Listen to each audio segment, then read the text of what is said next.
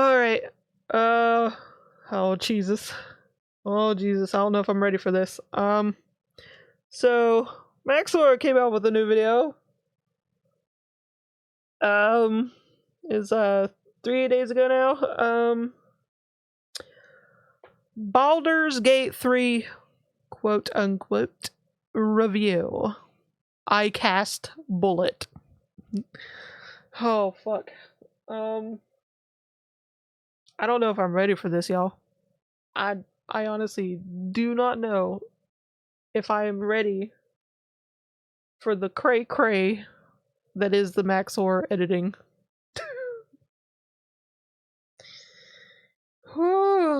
Let's see what Max0r has to say about Baldur's Gate 3. This video is going to spoil the entire game. Baldur's Gate 3 is possibly the Alright, so if you don't want any spoilers, look away or mute or whatever, I don't know.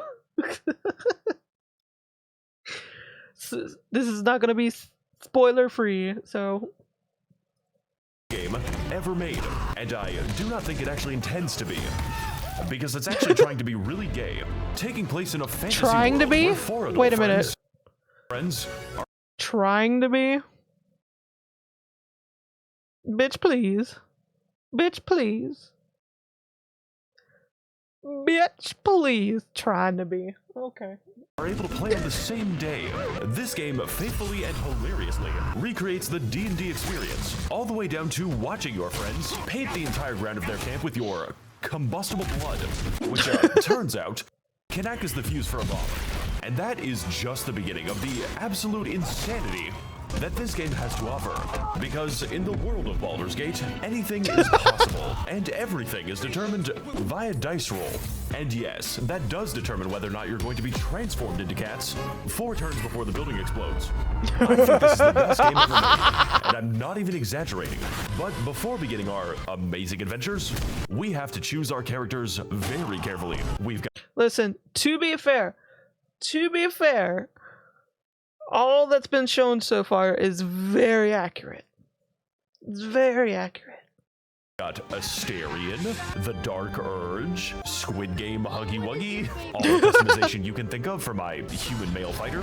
But today, we're going to be playing as Ongyat Rizking, a they-them wild magic sorcerer with absolutely unnatural charisma. Charisma so powerful that I convinced a boss to kill his minions, to kill his dog, to kill himself, then convinced him to join me against the forces of Satan 30 hours after I sent him to hell. Coincidentally, Ongyat Rizking is not a smart man.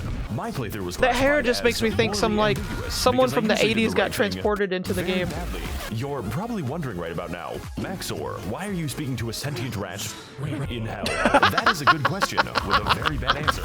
I thought it would be really funny to sell my soul to Lucifer and then break into his house, kill his incubus that he uses to have sex with himself, steal my soul back along with everything worth money, which is the real reason that I'm here. Make a break for it just in time to get caught and be forced to kill Satan, who, by the way, has 666 HP and sings about how he's going to kill you like a Disney villain. Was this the ethical course of action?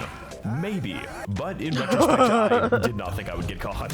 So, on top of his immaculate riz and dubious ethical success, the most important detail of Ongyat Rizking is that he is a wild magic sorcerer, which is definitely a class to choose. Imagine for a moment that you and your 20 allies are trying to push past a narrow corridor. Just a couple of buds. Me and the fellas cast a couple of friends, black tentacles, and a goopy fart cloud, which kills your entire team fart cloud, I before you are can't able to see anything. I call this strategy the fucked up hentai. Now, if that was to hypothetically happen, you would theoretically accuse me of a lot of bullshit. To which I would respond with, "Yes, officer, I did just disintegrate that child. And what's more, I have committed crimes you can't even charge me for." Say hello to the spell Feign Death, which works by placing your allies into a coma. This, I would argue, is not a very useful spell.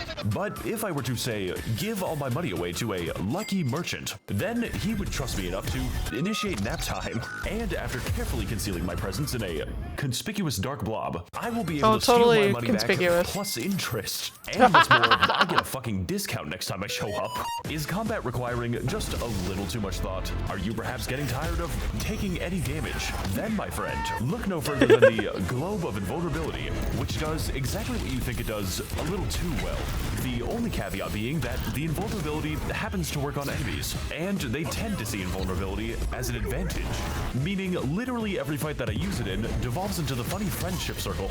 Say, for instance, that you were an enemy whose entire purpose is to extend yourself. If you happen to wander into the Orb of Comedy, you would be forced to unsuccessfully activate your bomb vest 20 times in a row, hoping and praying for a death that I cannot provide you. Honestly, if you're creative enough, you don't even have to play most combat encounters. I once fought a boss that began every fight by instantly killing me. Now, most normal people in this situation... That'd be me every fight. I just lose constantly. I'll just be one-shotted all over the place.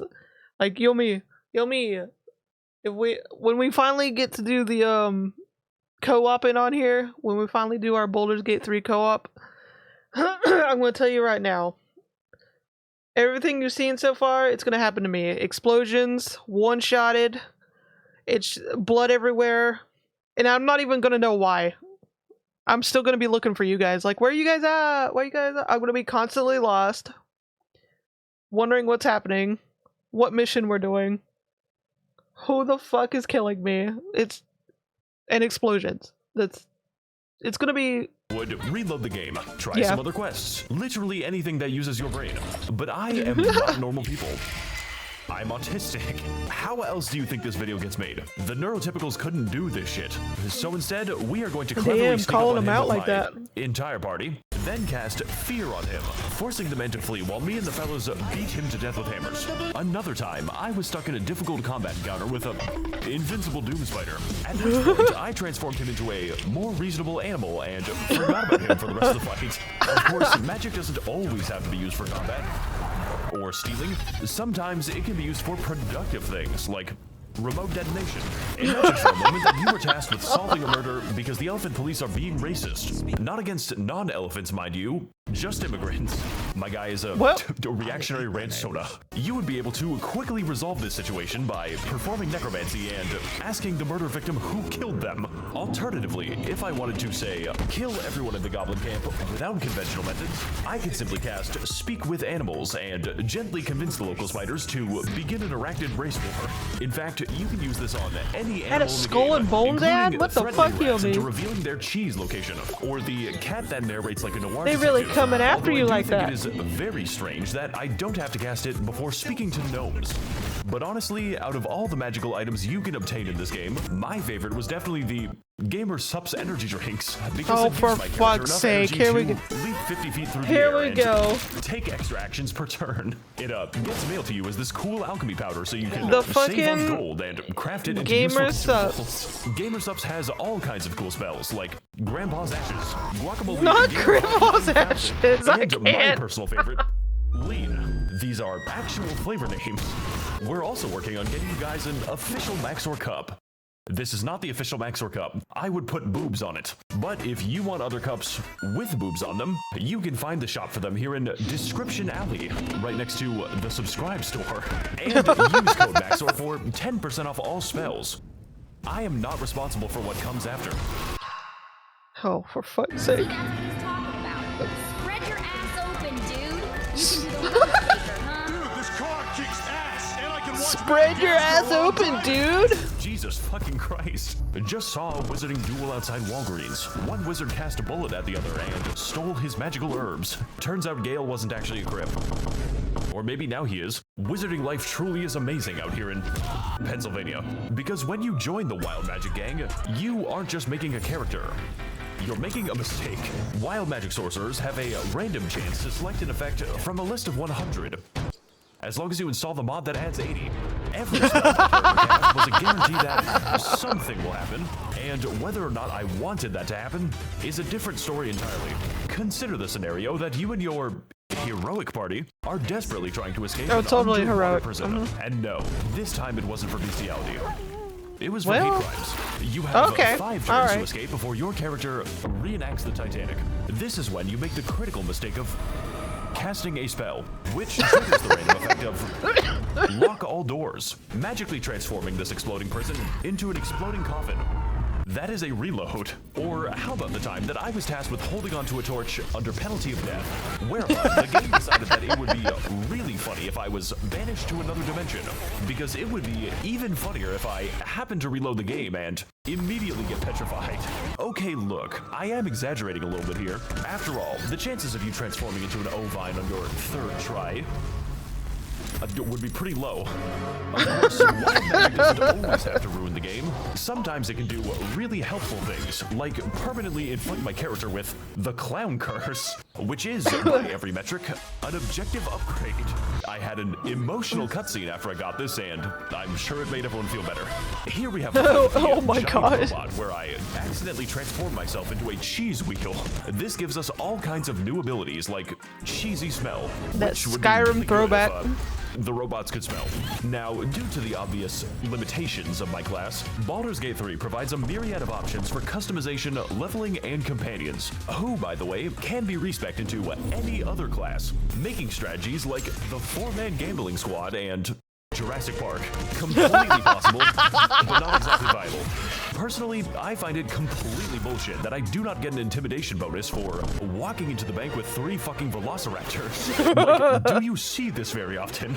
So, to get at the true heart of the Baldur's Gate 3 just experience, another Monday. we have to make some friends, and eventually have sex with most of them. Honestly, it's pretty easy to forget that this game has combat. Personally, though, I didn't get with any of them. Mostly because I can't show it, but also because I was interested in a to be fair, it's like, that's right, babe. To be fair, when you, oh, for fuck's sake, to be fair, I have a feeling that there's this thing where it's like, if you pick a bard, like, you have this uncontrollable urge to literally just seduce everything. And I do mean everything. Everything. Not just the things you could actually, like, you know, go to Pound Town with. I'm talking everything. Gay sex with Squidward. I always dreamed of touching those Squidward tentacles as I played his clarinet. The also, memes if you don't have from sex this with anyone fuckery. human, the camp skeleton just insults you for having no bitches. And thus thou art alone. Wow. Shadowheart, more Called affectionately out. referred to as Shart, is a cleric of Shard. Shart? I spent the entire No, game stop. gaslighting into a religious fundamentalist. Then, I as soon as forgot I about became that slightly fucking inconvenienced, Shart. beat her to death with my entire party so badly that I could This not video is revive the killing body me. for round 2. Now, Shadowheart could have survived if I actually trusted her, but unfortunately, she is a white woman. And I don't trust those. Gale is an aggressively bisexual wizard with a nuclear bomb inside of his chest. And, it wants me to feed it boots. Now, Gale claims this is because of his relationship with an actual goddess, but I don't believe him. Not because that's completely insane, but because I've seen how Gale behaves around me. This motherfucker is gay. And since I've covered all this game's wacky and funny spells, I decided that I was going to respec Gale into a barbarian and give him a gun. This wizard may be out of spells, but he is not out of shells. Will is a daring What and in noble the warlock absolute who is constantly fuckery? told what to do and treated like a dog by a demon girl. So I don't understand why he doesn't enjoy that. This game's writing is unrealistic. Lae'zel is a Githyanki fighter who, within 3 seconds of speaking to her, made me decide that yes, I am going to do a racist character today. And over the course of our adventure, Lae'zel surprised and shocked me by never failing to prove my racism correct. Asterion is a... Sorry, I forgot I installed that mod. Asterion is a devilishly handsome rogue that specializes in giving enemies the devious backshots. This is mostly because Asterion happens to be a literal vampire, which becomes relevant when I sacrifice 7,000 children to him to create the ultimate life form. I promise the scene isn't gay. Unfortunately, this did basically nothing, as Asterion proceeded to walk down the hall and get his ass beat to death with hammers. Because out of all the abilities our sacrifice could have given us, Asterion had graciously received the power to continue being useless. Though, to be fair to Asterion, no ultimate vampire twink is going to kill 5 full-blood Texans on their 5th Modelo. And Karlach is a very hot barbarian that I used throughout the game as a punching bag. One time, Karlach got so mad that she randomly destroyed every box in a 10-meter radius, repeatedly setting the entire party on fire until we fucking died. It was at this moment I decided that Karlach was going to be the one to disarm every trap in the game for me. Make sure to grab the triggers with With our powers combined, we I are fucking the love her. I fucking love her. world's shittiest polycule. We're having so much fun without Shadowheart. So, as the world's shittiest polycule, it naturally Y'all falls be- to us to combat the forces Listen, of y'all be dissing really hard on Shart over here, okay? Y'all be dissing real hard. I know she usually can't hit shit, missing all the time. I know she tried to be extra edgelord sometimes. I know. But sometimes Shart just needs a little room to grow. and stop the Squidward ethno-state. Mostly by accident, because if there's one thing that motivates me more than protecting my potential investments, it is stealing from them. Yes, sir, Rock it is is gonna be your certainly favorite. bad Yeah. if the only Yeah. bank in the city gets robbed. Oh, yeah. But don't worry, I've Already. conducted a thorough investigation in my camp, and I have found no evidence of wrongdoing. Quests in Baldur's Gate 3 are, for lack of a better term, fucking insane, both in their scope and in content. Mostly the content, with multiple contingencies for failure, partial success, or the classic unrestricted Japanese war crimes. Truly, the sky is the limit in Baldur's Gate. Not And the Japanese only thing war preventing you crimes. from achieving your dreams are the consequences of your actions. If, for instance, you were to ride the calamari carousel, a future character will roast you for your crimes against God. Carousel, In go front of your away! friends, your choices matter in Baldur's Gate 3. One time, I decided to visit the circus so I could piss off the local genie so badly that he sends me to Jurassic Park. But that's not important right now. Exploring the non-insane part of the circus, we find ourselves enraptured by the performance of Dribbles the Clown. The only problem being that while investigating a series of murders by shapeshifters, I had already met Dribbles the Clown, and I was carrying his severed torso in my inventory. Safekeeping. So, despite knowing the When you just- identity of my gang when you stalkers, just gotta I decided to send have a Astarion little to the something, stage something in your back anyways, pocket. mainly because I thought it would be funny. And I was not disappointed. This guy should open a YouTube channel where he promotes an energy drink he intentionally poisons. Now, you're gonna want to be careful after doing this quest, because unbeknownst to you, one of your crewmates has been replaced by an imposter. And worst of all, Oh no! I am kind of into this. Can you shapeshift yourself pregnant? So, Oh whether my you know it or fucking not, God. you are going to be playing Among Us for the next 10 hours. And honestly, playing as the imposter is so much more fun. Which is why, instead of stopping the To be fair, killers, it usually I is. decided that I was going to do them myself. And eventually join the blood cult by bathing in the blood of the racist elephant to bring about a new future of crimson despair. Racist elephant. Shapeshifters are usually multiracial. By definition. What I'm trying to say with these long anecdotes is that you never just go to the circus in this game, or God forbid, speak to a clown. Though you are watching this YouTube video, which is close. Repost if you want to nail a There's Naruto fanfic of people shape-shifting themselves pregnant. Your ass. Take your hands off it and shake that. Welcome to the first major dungeon of the game, appropriately named Central London. And like the actual London, it is unfortunately filled with the English. You can really tell because you can't understand anyone and the food is inedible. It is here. that Okay, Baldur's Gate to be really fair, shines as a game. to be fair, he's not wrong about the fucking food. Like, I swear to God, England, you over here, starting wars and shit, conquering places, just for their spices and shit, and you don't use them. You don't fucking use them. You over there, your main dishes over there are literally like, look like fucking barf and shit. I can't. Get yourselves together. Where you can do almost anything, and an unlucky developer will be forced to code it. There are 3 targets for you to kill in the Goblin Camp, or if you're bad enough, several dozen, each with their own personalities, weaknesses, and premium cheese strategies. Needless to say, this channel is not going to offer you any good advice.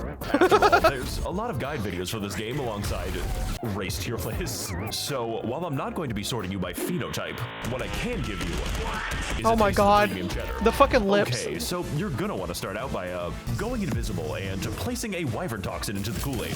Then lead a toast by declaring that we are going to drink until we die. Make sure that Astarion is the one to do it, by the way. We don't With those need him fucking anymore. lips. Heading inside.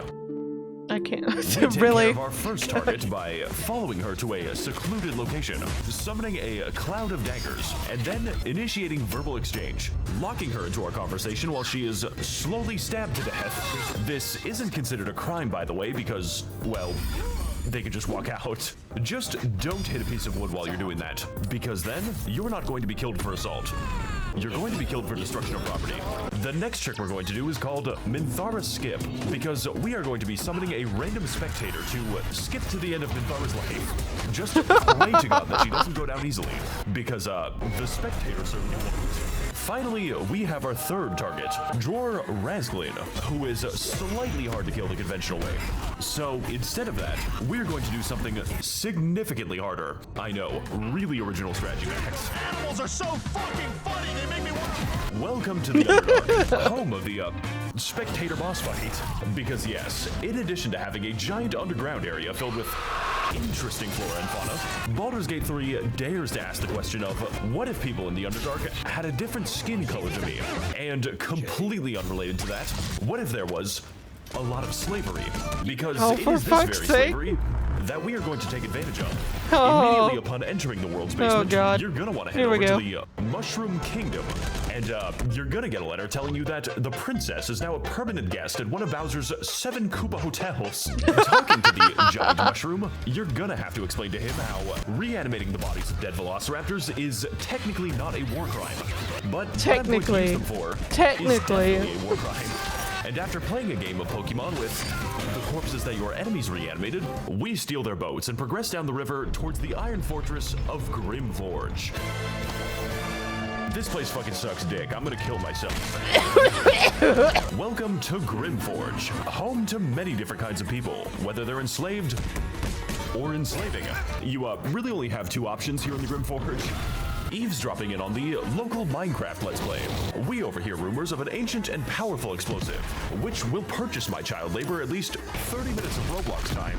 And after gently ascertaining the location from their bodies, we carefully confiscate the nuclear weapon using a refined negotiation tactic where I lie to them. Now equipped with Wow. the most powerful bomb in the game, Wow. we are presented with a choice. We can either use this bomb to help the gnome slaves finally achieve their freedom, or we can use it to kill Dror Razglin.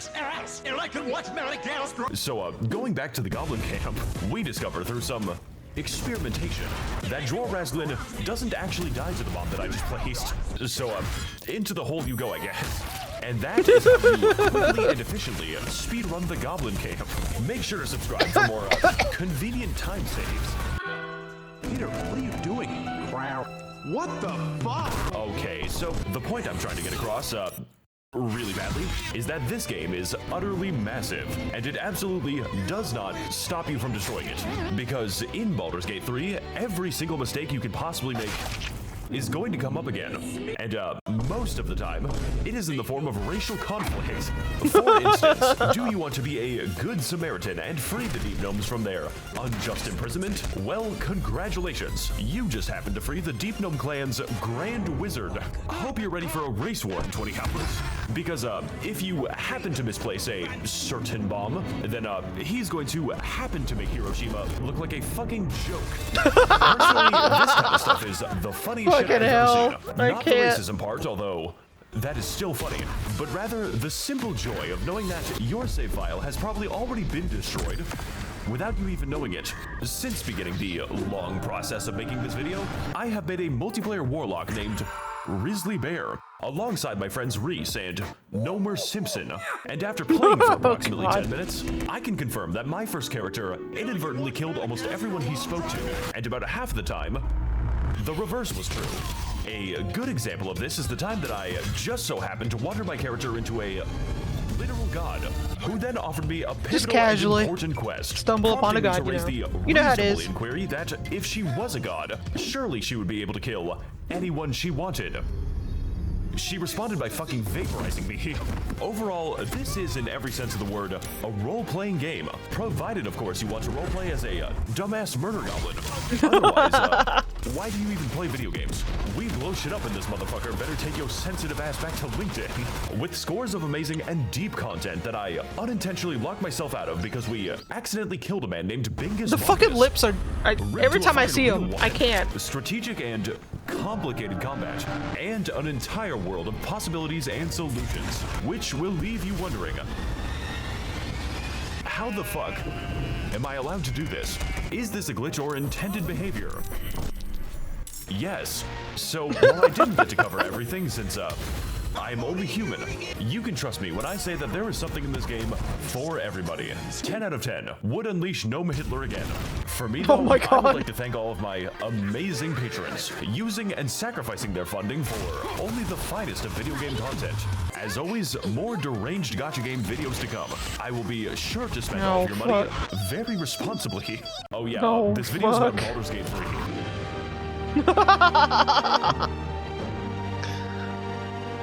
Oh my god. Wow, I can't believe we just watched the entire game happen. That's crazy. This fucking game, I can't wait until we co-op it, honestly. I honestly can't wait. Cause it's gonna be more chaotic than me doing solo. Cause me doing solo, I'm basically, I was just doing it, trying to learn to play, trying to be nice, or less evil than the fuckery that's going around me. But it's like, it's such a big game as well. It's such a big game as well. So it's like, I know in the co-op, I'm gonna be getting into situations I haven't found or seen yet, and it's gonna be fucking wild.